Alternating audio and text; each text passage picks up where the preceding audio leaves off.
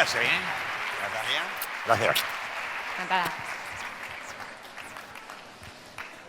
Bueno, muchas gracias por esta presentación a la organización y la verdad sea dicha que en el sitio donde se entregan, creo que los Goya, verte así, pues bueno, imagínense ustedes esto para un hombre que está en las aulas normalmente de una simple facultad de una universidad pública, imagínense el momento que significa. Gracias. Yo tengo que hablarles a ustedes de la parte dura, es decir, normalmente ya saben que en todo congreso siempre hay una parte que es la parte más dura. Esta parte se acostumbra a poner o bien al principio por la mañana, que de esta forma la gente, si ha salido pues a las 9 de la mañana, evidentemente estás todavía un poco adormecido, o bien se pone por la tarde. Entonces ya a primera hora de la tarde igual todo el mundo reacciona. Cuando hay una ponencia de este calibre, de estos temas que vamos a hablar, y es a última hora de la tarde de un viernes, realmente es que es una tortura, pero yo voy a intentar que ustedes más o menos resistan esta tortura de la mejor manera. Les tengo que hablar de la financiación de la enseñanza privada, y lo voy a hacer en el contexto primero de nuestras finanzas públicas para que ustedes sepan cómo están las cosas al día de hoy y por lo tanto que podamos entender qué es lo que ocurre dentro de lo que sería el campo de la enseñanza privada. Hay una financiación que sería básica para el modelo educativo, con independencia de quién preste este servicio de la educación o esta, en definitiva, satisfaga esta necesidad de la educación. Y me gustaría pasar revista a lo que son algunas de las pautas de entrada que yo planteo y de acuerdo con lo que se me ha explicado de los problemas que ustedes tienen. En primer lugar, tenemos escuela pública y la escuela privada. Yo de escuela pública o de privada personalmente no les puedo hablar porque yo soy profesor de una universidad pública, con lo cual quiere decir que conozco lo público perfectamente, pero bajo lo que sería un poco más de la formación más arriba. Entonces sí que tendría que decir ya de entrada que seguramente hemos de mejorar un poco la parte de abajo y fundamentalmente lo que viene también de la parte pública, pero este es un comentario a título personal. Ambas prestan un servicio público y la pregunta es si hay que financiar atendiendo al sujeto que presta el servicio público o hay que financiar de acuerdo con lo que sería el objeto, por tanto, de la actividad que se está prestando. Y ahí es donde empezamos con lo que serían unas diferencias que vamos a analizar y que también vamos a ver con números. La pregunta es ¿qué se financia? Si se financia la educación o se financia el alumno o se financia en función de dónde estudia el chaval. Y luego hay un tema clave que tendremos oportunidad también de ir desagregando, que es los costes que intervienen para concretar las sumas que se tienen que financiar. Es decir, la pregunta es si las reglas del juego están equilibradas y si los gastos que sirven de base para el cálculo del coste son idénticos. Dicho de una manera, es decir, entiendo que la prestación de un servicio siempre tiene que recoger todos los costes que integran la prestación del servicio. Por tanto, quiere decir que yo voy a tener una serie de costes que van a ser directos, van a haber una serie de costes indirectos, pero yo voy a tener que utilizar unas instalaciones y el uso de estas instalaciones implica un coste que va a ser vía amortización. Yo voy a tener incluso unos costes de carácter financiero por haber financiado esas inversiones. Yo voy a tener unos costes de carácter administrativo que son indirectos. Todo esto tiene que estar cubierto dentro de lo que sería el coste total y por tanto formando parte del precio. En la medida que esto no sea así, pues quiere decir que se está procediendo a un trato discriminatorio. Entonces, a partir de ahí la pregunta es si la educación es gratuita y luego la siguiente cuestión es si hay una libertad de elección para que cada cual elija el centro que quiere en función de lo que sería, pues bueno, su manera de entender las cosas. Bien, por tanto yo voy a ir hablando sobre todas estas cosas que luego acá, dentro de lo que serían las sombras acerca de la calidad de la financiación pública de la enseñanza privada, sería si se incumple por parte de la Administración Educativa la obligación de dotar con todos los fondos suficientes a lo que serían los centros concertados. Y luego también me han dicho que hay un estudio del Ministerio de Educación y Ciencia que es en donde se detalla el coste por alumno según el tipo de enseñanza y por comunidad autónoma, pero parece que no está. No se preocupen que estas cosas acostumbran a pasar dentro de lo que sería nuestra administración. Recuerden también que hay otro caso que es el de los mayores de 50 años que teníamos que haber recibido una carta en donde se nos dijera la jubilación que tendríamos de acuerdo con las bases de cotización y quiero recordarles que el envío de esta carta ya está pagado, es decir, ya se ha pagado el franqueo, 1.400.000 euros. Nadie ha recibido hasta el día de hoy la carta en cuestión, por tanto quiere decir que estén tranquilos que este estudio seguramente tampoco ahí lo vamos a ver. Bebo un poco de agua porque aquí, cuando estás aquí, yo creo que debe ser los nervios, ¿no?, de verles a todos ustedes delante, que la garganta se va poniendo. O sea, ustedes lo que han de tener claro es que cuando les digan que hay un estudio en marcha y que hay un estudio que ya está en trámite o que prácticamente ya está acabado, que nunca lo van a ver. Por tanto, quiero decir, pero esto pasa siempre con todas las administraciones. Habría una cosa peor, que es que les dijeran que se pone en marcha una comisión para estudiar el asunto. Por tanto, si se pone en marcha una comisión para estudiar el asunto, ya saben que pasarán los siglos de los siglos y ahí estaremos. Bueno, la cuestión es que el coste de la enseñanza concertada para la administración viene a ser algo así, como veremos, como la mitad prácticamente de lo que sería el coste de la enseñanza pública. Y entonces, claro, aquí hay una consideración primordial, que es, a tenor de la actual coyuntura económica, ¿qué ocurre? Bueno, la gente lo está pasando mal, y yo les voy a explicar que la gente lo pasa mal, pero evidentemente quiero decir que si la gente lo está pasando mal, no tiene libertad de elección, porque se tiene que ir forzosamente allí donde le cuesta menos. Por tanto, quiero decir que estamos ante un fuerte inconveniente. Si ustedes se fijan, la fotografía refleja lo que sería a un operario que va bajando, no sabemos si va bajando o va subiendo, por lo que sería una escalera de un profundo túnel, y por tanto, yo lo que quiero con ello es, para situar en la cuestión que nos ocupa, primero dar un vistazo a lo que serían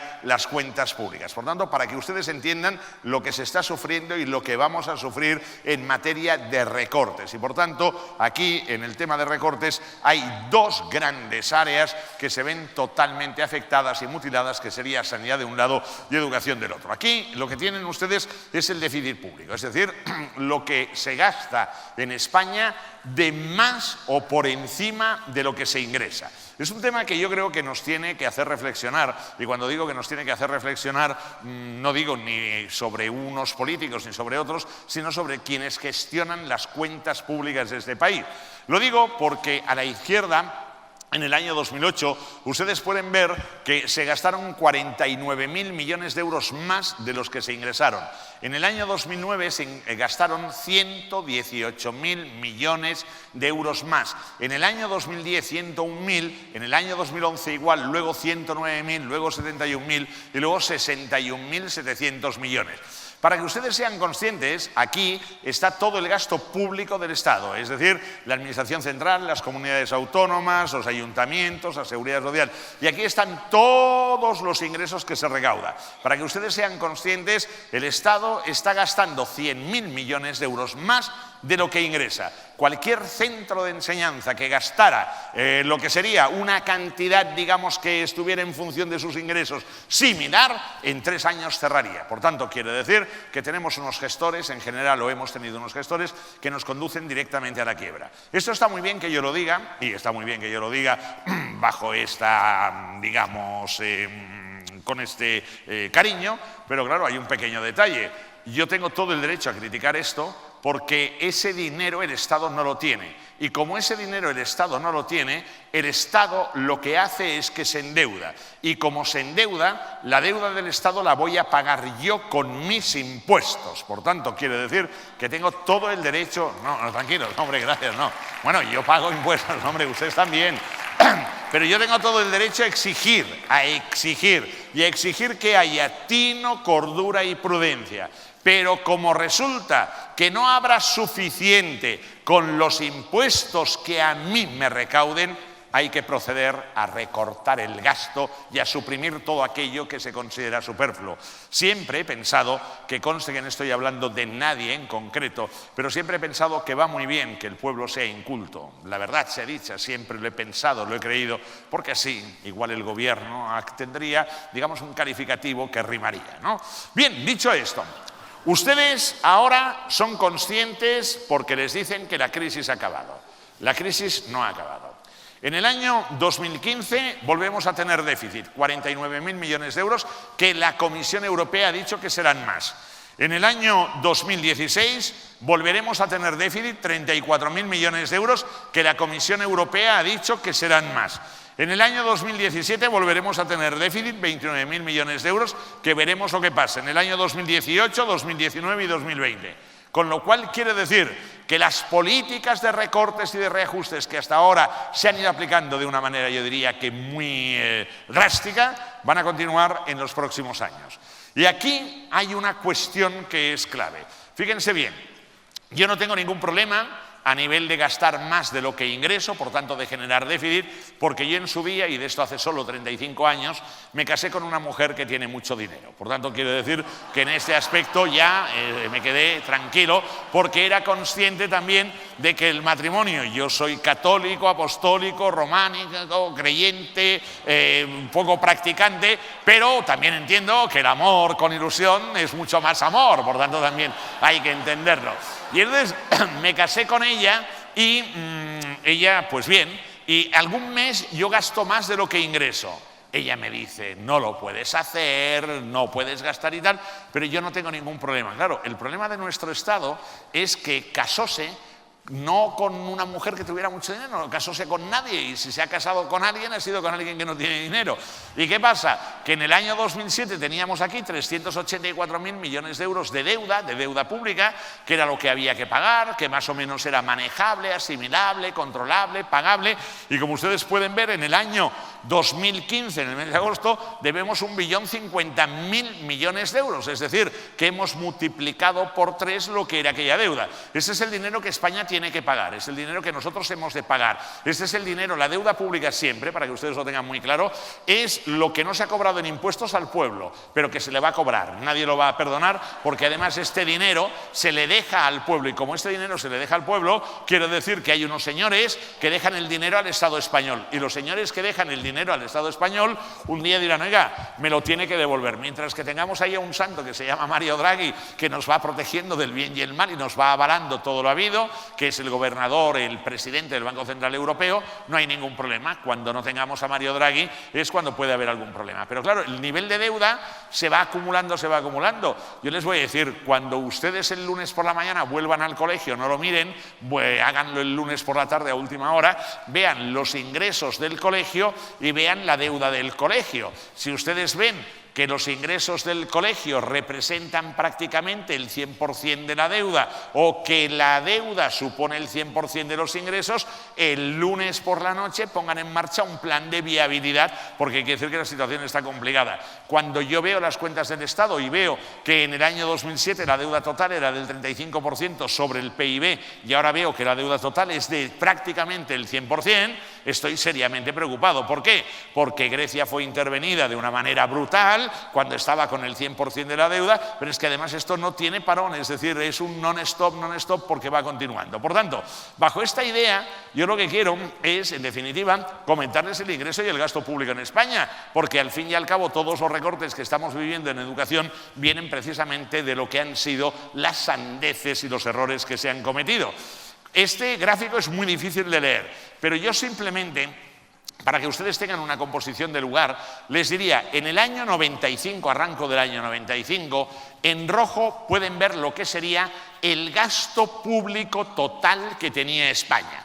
Para que ustedes también lo entiendan y permítanme que se lo diga de esta manera, es el gasto público de España. España, en cuanto a sus dimensiones geográficas y en cuanto a lo que sería su volumen, no ha crecido, es decir, es la misma. Por tanto, las fronteras, ahora hay algún problemilla, pero imagino que ya Mariano lo estará arreglando esta tarde, que está hablando con algunos, pero las fronteras son las mismas, es decir, España no se ha engordado, no hay más España. En todo caso hay más agua y menos costa, porque ya saben el tema climático. Pero fíjense bien, en el año 95 había un gasto público de 204.000 millones de euros.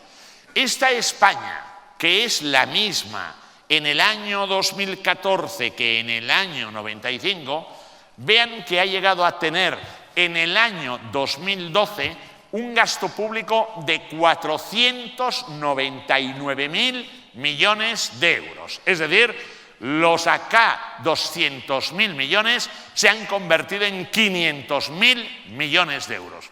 ¿Cómo no se va a recortar en educación? ¿Cómo no se va a recortar en sanidad? ¿Cómo no van a recortar en lo que sea cultura de la gente aquellos que han sido capaces de multiplicar por 2,5 veces el gasto público? Y la pregunta es, ¿ese gasto público ha revertido en lo que es los españoles de a pie? ¿Ese gasto público tiene una estructura de gasto no corriente de obras públicas que se han hecho fantástico, maravilloso? Pero ¿y la otra parte qué ha sido? La otra parte, todos sabemos lo que ha sido, o dónde ha ido, y los enchufados que hay, y los enchufados que deja de haber y todo eso. Y todo esto forma parte de la cuenta del gasto público y de los costes que se asignan, y cuando se dice cuesta una plaza 6.000 o cuesta una plaza 3.000, es que en el sector privado hay un raciocinio absoluto, porque hay un control, porque si la deuda te empieza a devorar, te vas a ver obligado a echar a la gente y a bajar la persiana, y en cambio en el sector público no pasa nada, porque van acumulando déficit. Fíjense bien que hasta el año 2007 acá había una situación más o menos llevadera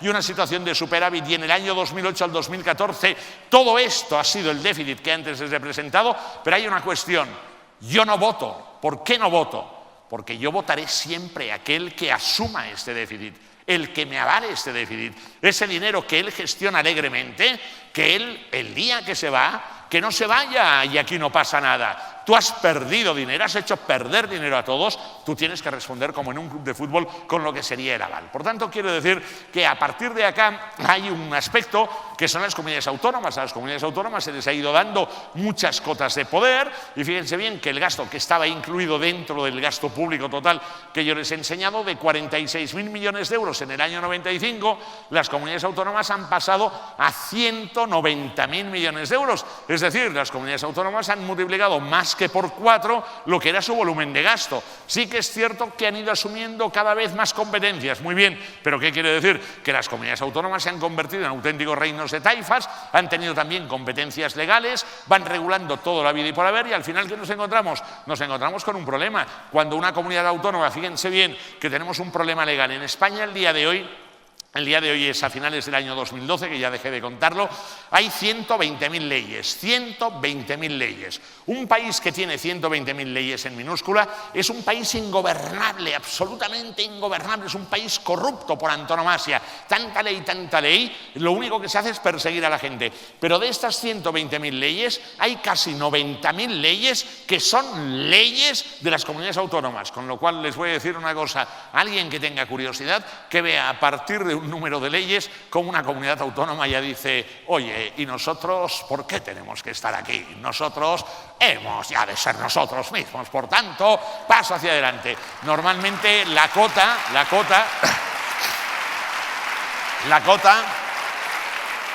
para que ustedes lo tengan claro, que ya me van entendiendo, la cota está en 10.000 leyes, les advierto en el buen sentido, que hay alguna que ya está en los 7.000, 8.000 leyes, que está por lo que sería la parte del litoral mediterráneo, y alguna otra por arriba, Por lo tanto, lo digo más que nada para que vayan mirando ahí. Bueno, todo esto es para hablarles de la educación y para decir lo que cuesta una plaza a nivel público, a nivel privado. Aquí tenemos una cuestión.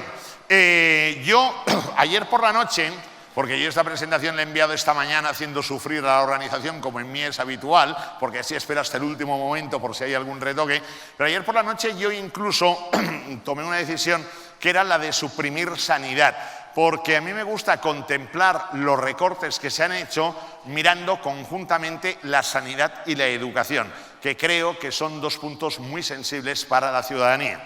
Aquí lo que ustedes tienen en este gráfico es el gasto total de las comunidades autónomas que se ha destinado a educación. Y en el año 2010 estábamos en 40.602 millones de euros, luego veremos también una muestra mucho más ampliada, y en el año 2015 en 35.211. Por tanto, quiere decir que desde que se empezó a decir la palabra crisis o admitir la palabra crisis hasta el día de hoy, se ha recortado el gasto en enseñanza, en educación, en 5.390 91 millones de euros. El siguiente punto es ver el volumen de gasto que ha rebajado, en este caso, la Administración Central. Recuerden que la Administración Central tiene unas competencias muy limitadas, es decir, que yo diría prácticamente simbólicas, y dirían que cuando normalmente unas competencias están tan repartidas y tan compartidas, al final viene la incompetencia. Permítanme que lo diga, es decir, si hay un control de la competencia, normalmente uno es competente.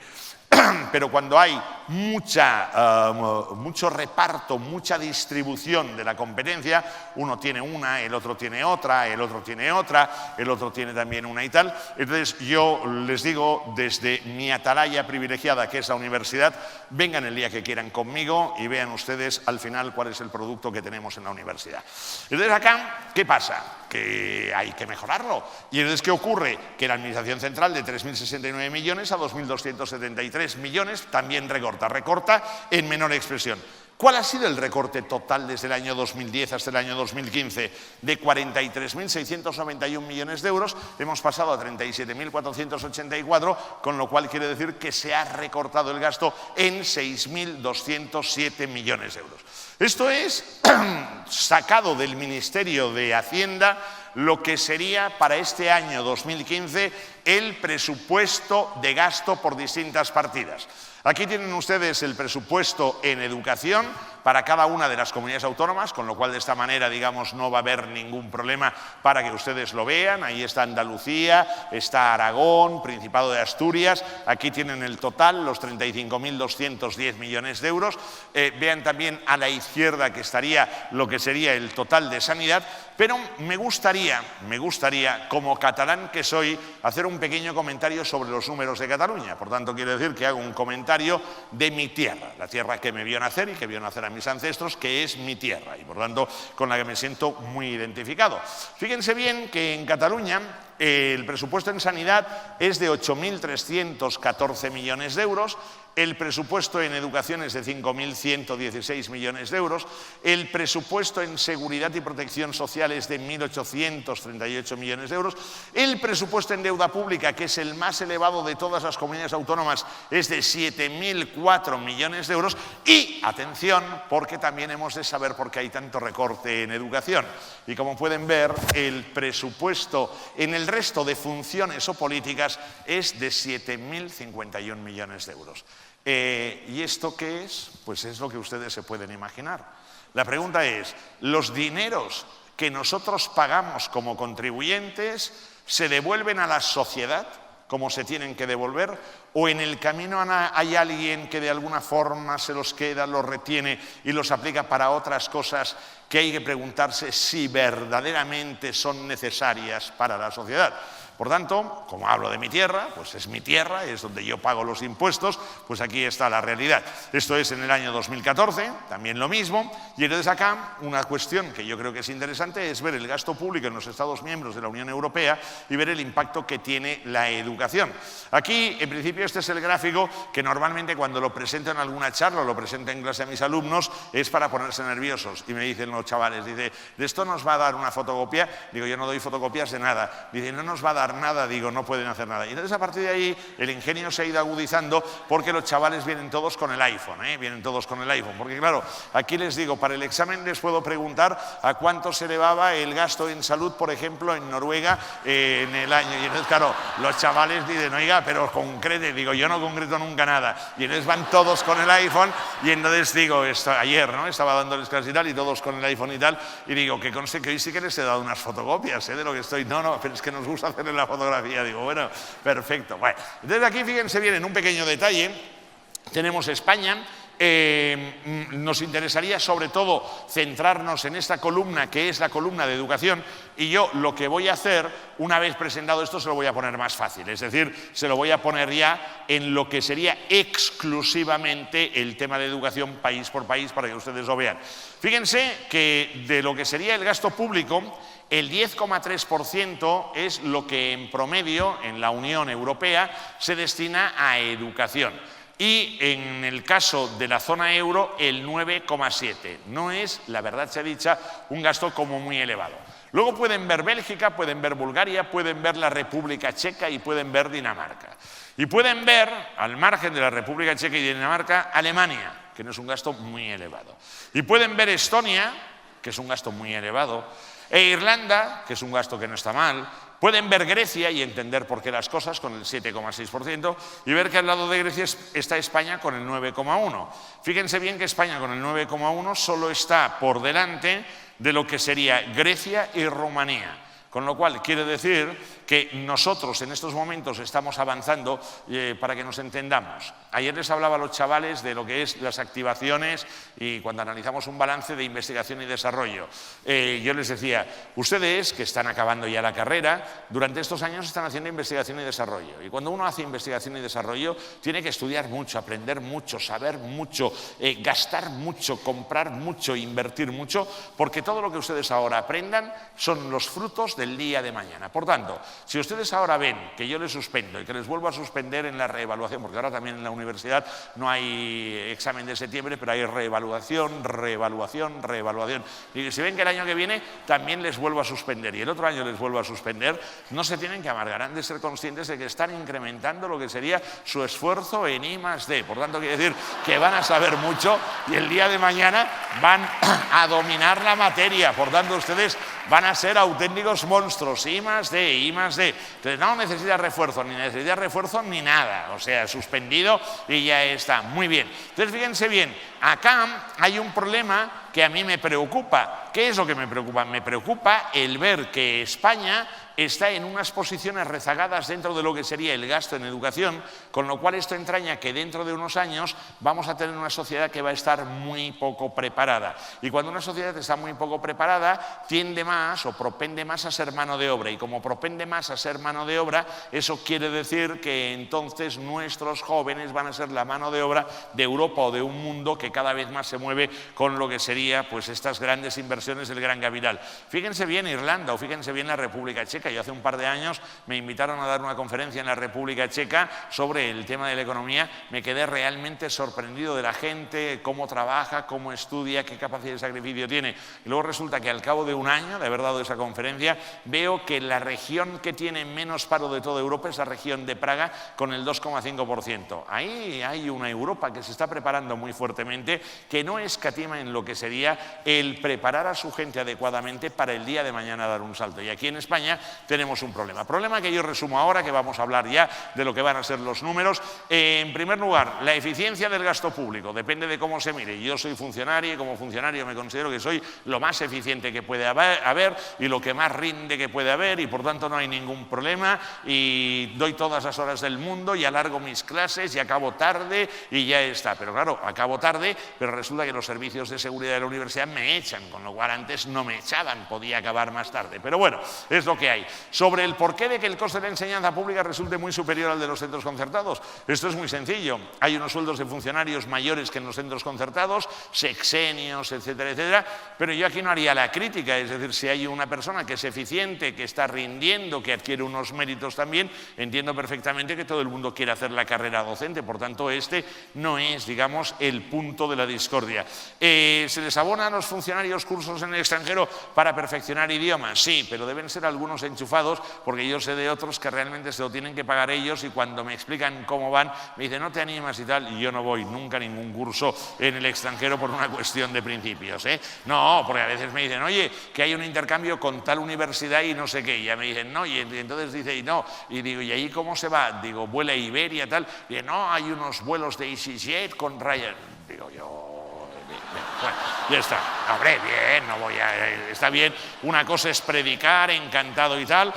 Si tengo que hacer de misión, de misionero la voy a hacer, pero no me digas de ir a mí que de esto y tal. Bueno, entonces luego, los ayuntamientos sufragan una serie de gastos. Los ayuntamientos sufragan una serie de gastos porque resulta que igual la escuela pública está en un sitio público y por tanto es el ayuntamiento el que acarrea con una serie de gastos. Luego tenemos aquí una oferta de servicios gratuitos a los alumnos de la enseñanza pública. Bueno, muy bien, estupendo, maravilloso. Y luego tenemos ofertas de actividades extraescolares. Bueno, muy bien. Y entonces al final tú dices, bueno, ¿y qué hace la privada y qué hace la pública? Si hacen exactamente lo mismo. Y entonces, ¿por qué tiene que haber una discriminación en cuanto al precio y en cuanto a lo que sería la compensación económica? pues ustedes se lo pueden imaginar, no lo voy a decir yo, pero se lo pueden imaginar. Voy a resumir lo que es un interesante estudio del Instituto Nacional de Estadística que da un poco de luz, se publicó en el año 2012, ahora hemos de esperar algún tiempo en que se vuelva a publicar, pero aquí nos dice en primer lugar las transferencias de administraciones educativas a centros privados. En el año 2004 eran de 4.024 millones de euros y como pueden ver esto ha ido aumentando y en el año 2009 estamos en el cenit, 5.891 millones de euros. A partir de ahí que hemos visto la situación de las finanzas públicas españolas, se empieza a recortar, se empieza a encoger y ahora estamos en 5.651 millones en 2013, aunque en 2014 tengo entendido que ha habido un pequeño incremento. Por tanto, quiere decir que ya no hemos bajado de una manera tan abultada. Segundo punto, si yo tomo el gasto que se había incurrido destinado a conciertos en el año 2002 como año índice, como año base, con el 100%, vean que aquí lo que se ha hecho ha sido, desde el 100% hemos incrementado al 168% el gasto en conciertos, pero luego hemos entrado en la etapa de la contracción. Y quiere decir que de acuerdo con el son que marcan las finanzas públicas, hemos disminuido al 161,2% lo que sería ese gasto. Por tanto, fundamentalmente el recorte se produce desde el año 2009. Si miramos lo que es el gasto de las administraciones educativas dedicado a conciertos por enseñanza, que sería en base al año 2012, los 5.705 millones de euros esencialmente se reparten en lo que sería educación infantil como mayor componente, con 2.917 millones, y luego la parte de educación secundaria y formación profesional con 2.454 millones. Luego tenemos educación especial, que merecería también, digamos, una parte, y luego habría otros conceptos. Acá, si ahora miramos cuáles son los ingresos y los gastos de lo que sería la enseñanza privada no universitaria, decía Groucho Marx, fíjate, en mí me he esforzado para llegar de la nada a la pobreza extrema, ¿no? O sea, en el sentido, digamos, de todo lo que has hecho, que has sido. Bueno, pues yo, de alguna forma, voy pensando en estas frases de Groucho Marx. A mi padre, en paz descanse, yo lo perdí hace muchísimos años, como 50 y muchos ya, era muy pequeñito, pero le hacía mucha ilusión y le gustaba mucho, y a mí me gusta ver a Groucho Marx porque así recuerdo a mi padre, ¿no? Las frases que tiene Groucho Marx son de una inteligencia brutal. Bueno, primero voy a hablar de los ingresos. En cuanto a los ingresos, que serían los ingresos corrientes, el Instituto Nacional de Estadística toma como base el curso 2009-2010 y dice: la enseñanza privada no universitaria arroja un resultado positivo, no habla de beneficios, sino que habla de resultado positivo de 491 millones de euros. Muy bien.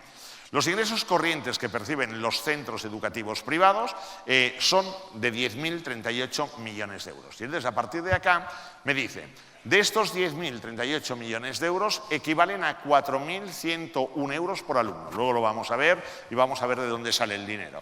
Pero vean que acá, grosso modo, ya viene el primer resumen, que sería: el 58,8% de los ingresos procede de la administración pública. Por tanto, quiere decir que a ustedes no les dan el 100%, sino que les dan el 58,8%. Hay un 37,6% de los ingresos que procede de las cuotas pagadas por los hogares. Luego veremos cada comunidad autónoma cuál es la proporción que los hogares pagan. Y hay un 3,6% de los ingresos que procede de distintos conceptos. Pueden ser transferencias, otros ingresos privados, donaciones, pagos de asociaciones de padres, concesiones de servicios o que sea. Por tanto, 58,8% me viene de lo que sería, en este caso, la administración pública, 37,6% de los ingresos que yo me tengo que preocupar y 3,6%. Por tanto, prácticamente estamos en el 60-40 para entendernos. Dentro de las subvenciones públicas, que aportaron una media en el curso 2009-2010 de 2.411 euros por alumno, tenemos subvenciones medias por alumno más elevadas por comunidades autónomas, País Vasco y Navarra. Y aquí quiero hacer una precisión. Las dos comunidades autónomas, las dos regiones de España que mejor van a nivel económico son País Vasco y Navarra. Las que tienen menos paro, las que tienen menos inmigración, las que tienen más actividad industrial, las que tienen más titulados universitarios trabajando y que tienen mejor preparación en sus universidades. Por tanto, quiere decir que es lo que hay. Siguiente punto, subvenciones medias por alumnos más bajas por comunidades autónomas, Madrid y Canarias.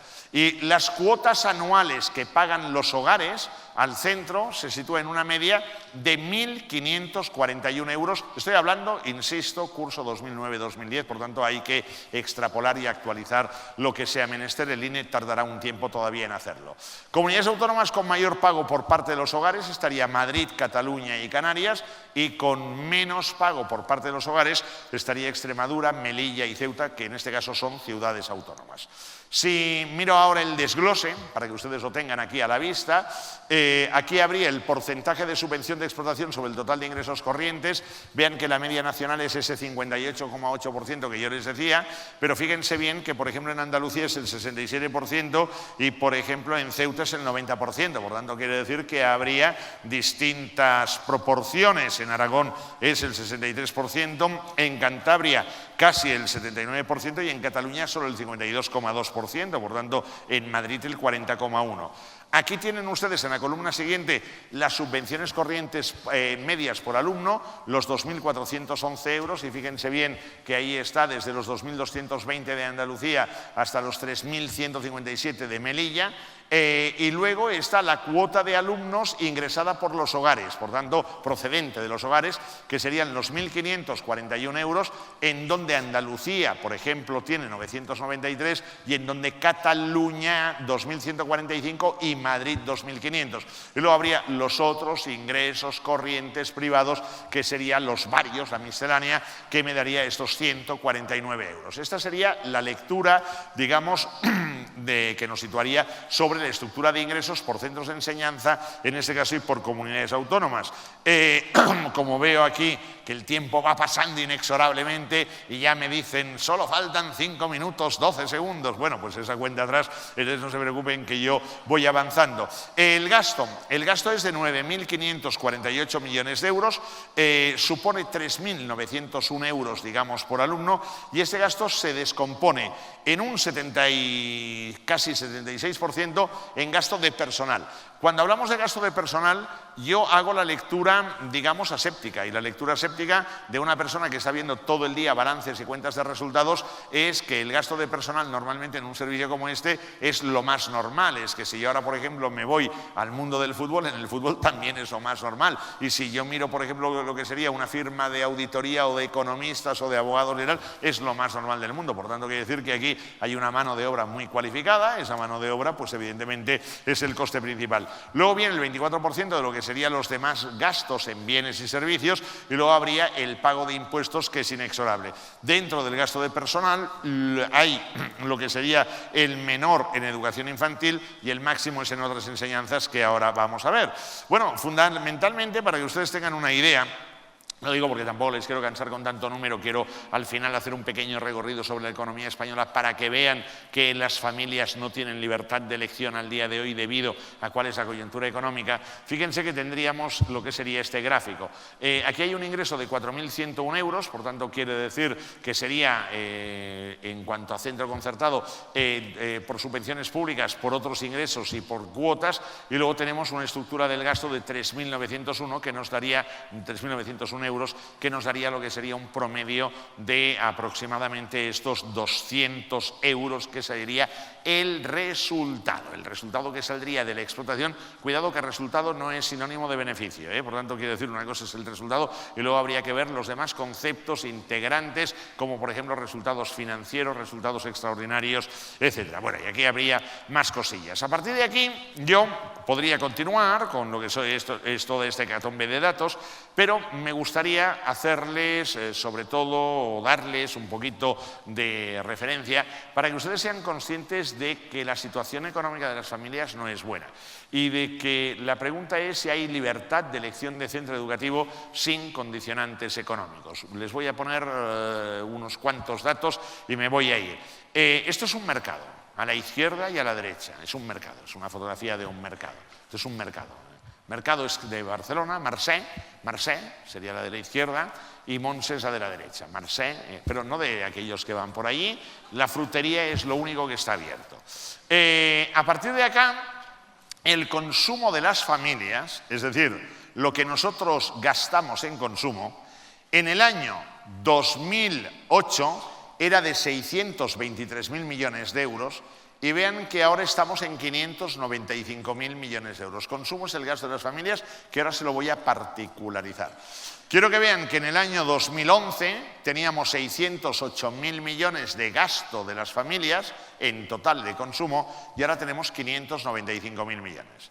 Aquí hay un problema, que cuando miramos el total de la remuneración de asalariados, es decir, los sueldos percibidos por todos los españoles que trabajan como asalariados y que tenemos una retribución por cuenta ajena, era en el cenit de 559.000 millones en el año 2008, casi 560.000, y ahora estamos en 490.000 millones. Con lo cual, como pueden ver, ha habido un descenso, además en estos últimos años muy pronunciado, con una tenue recuperación en el año 2014. Esto es lo que ganan la gente que trabaja y, en definitiva, los ingresos que entran en las familias. A partir de ahí nos encontramos con lo que sería toda esta gente joven, con ilusión, con entusiasmo, mirando y tal los ordenadores, y lamentablemente lo que están mirando es a dónde se van a ir. Es decir, no están mirando dónde van a trabajar, sino a dónde se van a ir. Y acá, este señor está contando dinero. Este señor está contando su sueldo. Su sueldo, los ingresos medios del hogar, mejor dicho, eran de 30.000 euros en el año 2008 y ahora están en 26.154. Por hogar entendemos una familia de 2 mayores y 2 adultos. Quiere decir que ha habido aquí 4.000 euros menos y, por tanto, esto va a implicar lo que va a ser un recorte. Pero fíjense, y me gustaría concretar algo que yo he dicho antes. España está apostando por un modelo económico y un modelo educativo que no vamos por el buen camino, y ese modelo nos va a llevar a un infierno. Ese infierno ya se ha empezado a producir. Si yo les digo a qué Europa pertenecemos, ustedes me van a decir que pertenecemos a la gran Europa. A la Europa noble, a la Europa aristocrática, a la Europa de Reino Unido, de Francia, de Alemania, de Bélgica. Esa es nuestra Europa. Esa no es nuestra Europa.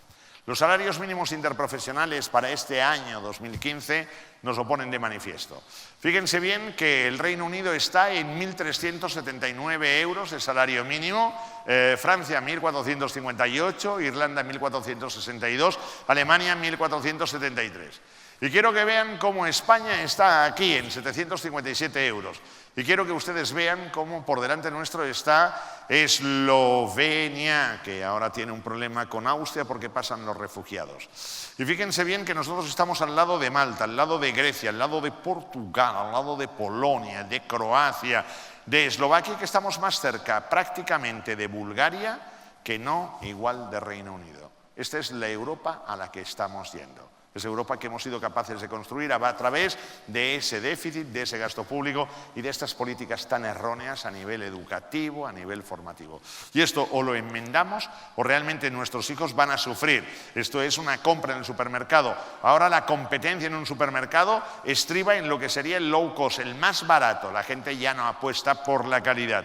Y esto nos lleva a que los hogares en el año 2008... un hogar integrado por 2 adultos y 2 jóvenes estaban con un gasto de 31.711 euros y ahora están con un gasto de 27.038 euros al año. Y tal y como pueden ver, aquí en enseñanza la gente estaba en el año 2008 295 y ahora 369. Y aquí van a decir, pero si nosotros no somos los culpables, no. Aquí ha habido un tema de tasas académicas, de tasas universitarias, otro tema que no se sabe valorar a nivel de universidad. La gente no está mentalizada que hay que pagar, que hay que invertir para tener conocimiento y para desarrollar el talento. Bueno, y a partir de aquí, es tan suerte que el consumo lo van a animar Albert y Pablo, 2 buenos amigos, por tanto bien. Y luego una foto muy interesante para que ustedes vean realmente algo que a mí me ha sorprendido. Yo tengo buena amistad con algunos chefs, y me encanta cuando voy a comer o a cenar,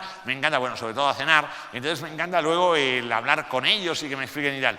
La pregunta que le voy a hacer a Sergi Arola la próxima vez que coincida con él es si él hace las paellas también con americana, con manga larga, e imagino que con, bueno, sin corbata en este caso, y si todo el equipo de pinches también, porque lo digo porque una paella, si debe ser una paella incómoda, yo creo que hay dos profesiones que normalmente son los pilotos de un lado, luego también los profesores, que a mí me gusta mucho ir con manga corta para así de esta forma no tener ninguna atadura, pero una paella es una paella, digamos que como un poco distinta. Bueno, y ya acabo, porque tampoco les quiero amargar, les quiero siempre con el canto a la esperanza, con el entusiasmo. No les voy a hablar de la deuda pública ni del paro ni nada, por tanto estaba preparado todo el tiempo, la organización la había preparado muy bien para que fuera, aquí veo que van diciendo tal, fuera para que no entrara yo en el detalle del paro y todo eso, por tanto han dicho esto ya que lo pase por alto y tal, porque a mí me dijeron no, tendrás 1 hora y media para hablar, y cuando he llegado me han dicho no, media horita, y entonces claro, yo aquí, pero bueno, ya está, yo creo que bien, ahora dicen esto no es verdad, que conste.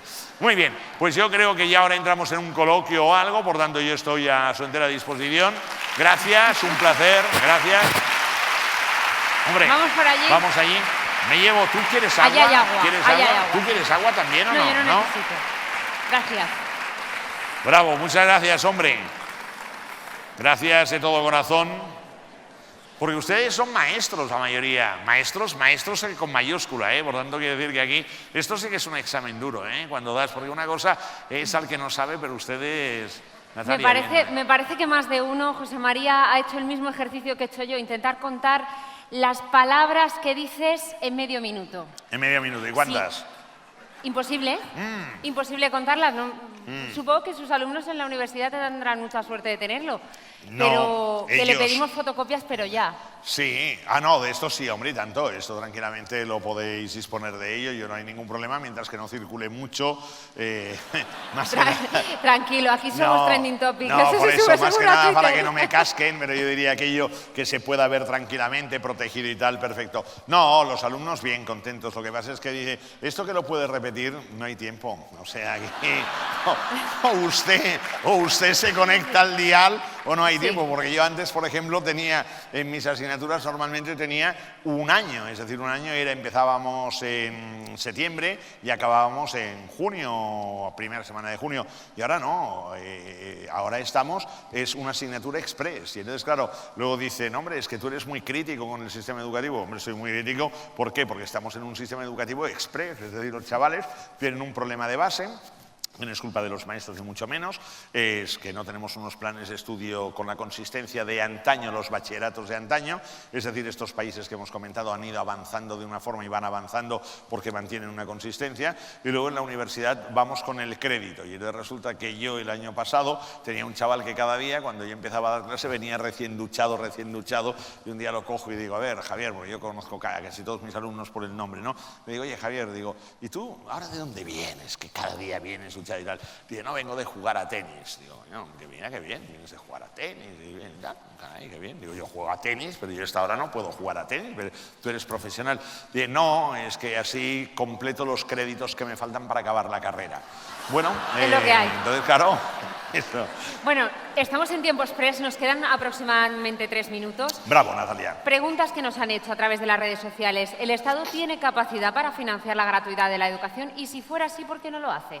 Bueno, yo creo que sí, lo que pasa es que lo que tiene que hacer es recortar de otro gasto, que es un gasto superfluo, innecesario, y además creo que no le interesa al Estado, y no hablo de nadie en particular, sino lo que sería el establishment del Estado, no le interesa que la gente sepa, que la gente esté preparada, porque así siempre se da lo que sería aquello del pueblo inculto, gobierno, pues ya nos lo podemos imaginar. Por tanto, creo que no hay ningún interés en que la gente esté realmente bien preparada. Lo podrían hacer perfectamente suprimiendo partidas de gastos, en una en concreto serían 47.000 millones de euros que cada año se podrían evitar, pero no lo recortan. ¿Es gasto o inversión lo que se emplea en educación? Hombre, en educación siempre es inversión. Yo ayer se lo explicaba a mis queridos alumnos y hablando del I+D de una empresa, digamos, del sector químico, y les decía, es que realmente todo lo que vosotros ahora estáis invirtiendo, todo el esfuerzo que estáis haciendo y tal, todo es bueno, porque todo esto lo vais a recoger y se recogen los frutos. Y lo que sí os puedo decir es que aquello de decir, hombre, es que mira la vida que lo ha premiado y tal, detrás de este tío que la vida le ha premiado hay un esfuerzo, hay una barbaridad de horas, hay un sacrificio y tal.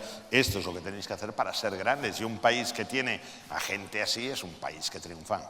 Y el volumen de gasto en educación es determinante después para el nivel de paro en un país. Sí, totalmente. Yo una de las diapositivas que no he podido presentar por falta de tiempo, pero no lo digo como reproche a la organización, no lo digo como reproche, no, lo digo como crítica, no, en absoluto, no. No pasa nada.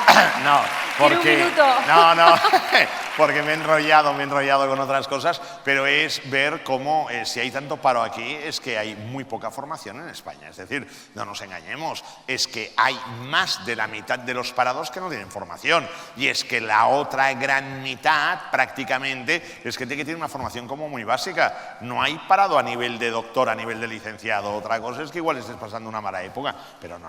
O se marchan fuera, ¿no? Bueno, el problema es que migran y entonces a mí esto me preocupa porque, por ejemplo, los chavales tienen una tendencia muy fuerte a emigrar, pero ya es algo, digamos, que no puedes evitarlo. Es decir, yo los veo que van acabando la carrera y aquellos que tienen de alguna manera un marco de referencia y un marco familiar, digamos, de un cierto estatus, pero no estoy hablando de clase alta ni muchísimo menos, sino de padres inquietos y tal, se están yendo y cada vez más se van a Estados Unidos fundamentalmente, a Australia están yendo muchos, luego están haciendo lo que son estos cursos, por ejemplo, másters. Singapur está pegando fuerte, Europa está pegando fuerte, y los que acaban lo que son carreras técnicas se van a Alemania y a partir de Alemania es una plataforma de lanzamiento. Entonces el problema que tenemos es que aquí nos vamos quedando un poco con lo que sería los restos de serie y hay que animarles, ¿no? Entonces hay que animarles. Pero es un problema, digamos, del modelo. Y eso se suma también al envejecimiento de la población, con lo cual no tendremos gente. Bueno, esta era otra diapositiva que tampoco he podido. Natalia lo ha mirado todo y ahora me va sacando las diapositivas. Claro, aquí hay un pequeño problema. El pequeño problema es que antes nosotros el sistema de pensiones está pensado para cuando la gente llegaba a los 65 años y a los 65 años, permítanme que lo diga de esta manera tan natural, la gente la palmaba. Yo me acuerdo con mi abuelo que me enseñaba a alguien que se jubilaba, que iba a retiro y al cabo de unos días oíamos las campanas, porque entonces la muerte era una muerte decorosa y de lujo, era artesanal, ¿no? Y esas campanas y tal. Y entonces ahora es industrial, lo han llevado al tanatorio tal que está normalmente en las afueras de la ciudad, algo impresentable, ¿no? Entonces, yo recuerdo que mi abuelo me iba enseñando, con lo cual mi abuelo iba viviendo, mi abuelo murió mayor, casi con 80 años, ¿no? Y una de las cosas que yo pienso ahora es que a los 65 años la gente empieza una nueva vida, A los 90 años, yo el otro día, 92 años tiene, bueno, otro día ya hace un año y algo, el padre de un amigo mío que se cambió el coche, se compró un Panamera y tal, esto, vitalidad, bien, tal cual. Este tiene varios hijos e hijas y estaba con una niña que era una monada. Y entonces yo miraba a la niña, monada como Natalia, miraba a la niña y yo decía, no la ubicaba como nieta, no sabía quién era y tal.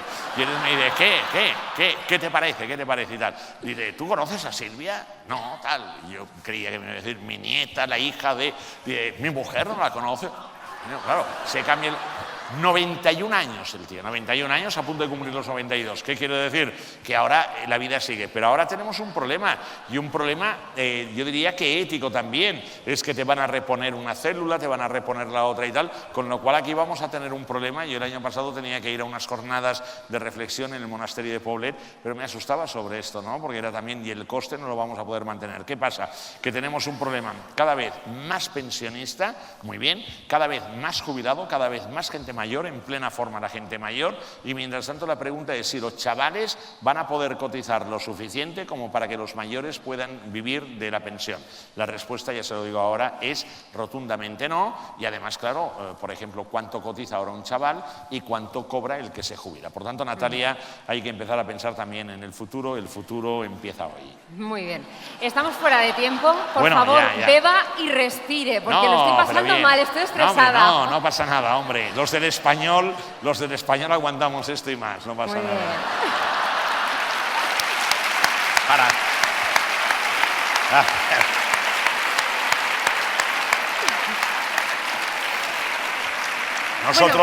Nosotros, Natalia, cruzamos el Llobregat en vez del Mississippi cuando vamos al campo. José María, pues ya que está aquí y nos vamos a ir al descanso ahora, después de que vuelva a pedir un fuerte aplauso para usted, me he traído yo aquí unas gafas. Si quiere se las pone usted o me las pongo yo. Solo tengo una. ¿Se las pone usted? No, sí. ¿Pero estas Bueno. están graduadas o no? No, no están graduadas, son fáciles. Todos los congresistas tienen esas gafas, ¿verdad? Bueno, pues este momento es único. Ahora en el descanso, por favor, porque vamos a volver a las 8. Bueno, más que un descanso, hemos preparado 4 juegos. Usted juega, yo también. Hombre, está bien. 4 juegos diferentes, porque sabemos que para aprender hay que jugar. Eso que dicen los niños, uy, si contigo no hacíamos nada, estábamos jugando. Sí, aprendían, pero casi no lo notaban. Bueno, pues hemos preparado 4 juegos para ustedes, para que luego vuelvan a las 8 y vengan con muchas ganas al concierto de gospel. Pero tienen que llevarse para esos juegos las gafas del señor José María y la agenda. Eso no se lo olviden. Sin la agenda y las gafas no pueden jugar. Así que están invitados todos a que salgan y a que empiecen a jugar. Nosotros también. Gracias. Bravo. Fuerte aplauso, por favor, para José María Gaidilievana.